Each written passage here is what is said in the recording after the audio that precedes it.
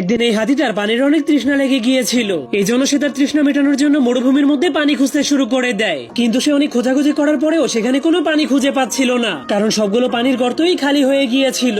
তখনই হঠাৎ করে সে অনেক বড় একটা ডাইনোসরকে দেখতে পায়, যা দেখার পর সে অনেক লোভে পড়ে সেই ডাইনোসরের মাংস খাওয়ার জন্য সেই দিকে দৌড়াতে শুরু করে দেয়। কিন্তু সেখানে যাওয়ার পর সে আর কোনো ডাইনোসরকে খুঁজে পায় না। সে শুধুমাত্র অনেক সুন্দর একটা ফল গাছকে দেখতে পায়, যা দেখার পর সে অনেক লোভে পড়ে যখনই সেই ফলগুলোকে খাওয়ার জন্য গাছ থেকে পারার চেষ্টা করে, তখনই সে অনেক গভীর একটা গর্তের মধ্যে পড়ে যায়। এই জন্য হাতিটা অনেক ভয় পেয়ে সেই গর্ত থেকে বের হওয়ার জন্য অনেক চেষ্টা করতে থাকে, কিন্তু তবুও কোনো উপায় না পেয়ে সে তার 4 হাত পা ব্যবহার করে উপরে ওঠার চেষ্টা করে, কিন্তু এবারও সে ব্যর্থ হয়ে যায়। এর কিছুক্ষণ পর সেখানে একটা গন্ডার এসে সেই গাছের মাধ্যমে তার শরীর চুলকাতে শুরু করে দেয়। কিন্তু এরপর সে হাতির কান্নার আওয়াজ শুনতে পেয়ে সেই গর্তের সামনে চলে গেলে হাতিটা তার কাছ থেকে সাহায্য চাইতে শুরু করে দেয়। কিন্তু সেই গন্ডারটা এতটাই খারাপ ছিল যে সে হাতিটাকে কোনো সাহায্য না করে সেখান থেকে চলে যায়। এর কিছুক্ষণ পর সেখানে অনেকগুলো পাখি খাবার খাওয়ার জন্য চলে আসলে তাদের মধ্যে একটা পাখি সেই হাতিটাকে দেখে ফেলে, যা দেখার পর হাতিটার উপর তাদের অনেক দয়া হলে তারা সবাই মিলে হাতিটাকে বাঁচানোর জন্য সেখান থেকে বের করার চেষ্টা করে। কিন্তু হাতিটার ওজন অনেক বেশি হওয়ার কারণে পাখিগুলো তাকে আর সেখান থেকে বের করতে পারেনি। এই জন্য হাতিটা অনেক রেগে তার সুরের মাধ্যমে সেই গর্তের মধ্যে গর্ত খুঁড়তে শুরু করে দেয়,